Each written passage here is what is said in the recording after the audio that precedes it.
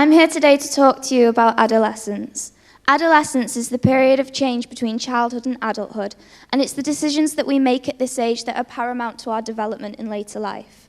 Now, the frontal lobe in our brain, which controls impulse and emotion, is not fully developed until any of us are 25, meaning none of us mentally are fully developed when we think that we might be.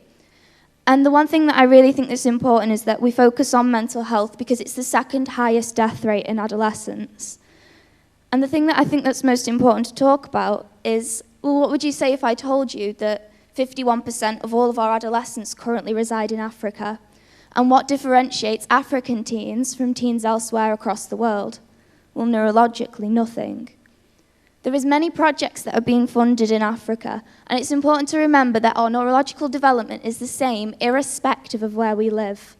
And my concern is how we address mental health issues in adolescence collectively. The company that I want to talk to you today about is the Mental Health Foundation of Africa.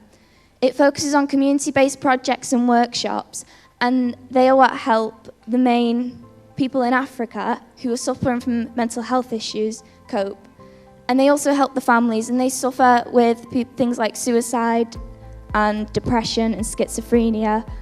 And it's important to remember that it's things like that that we need to help with, because you've got to think about it not just on a micro scale, but on a macro scale. I mean, what if it was a member of your own family? You'd want somebody else to help them.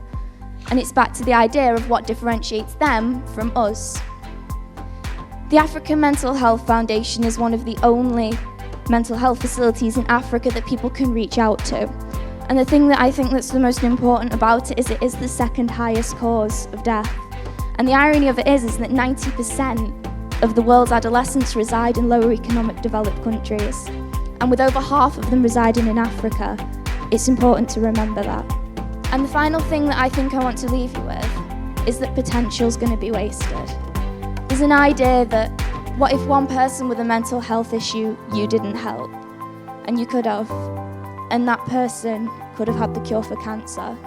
Or that person was going to be the next president. What's one life in exchange for 1 million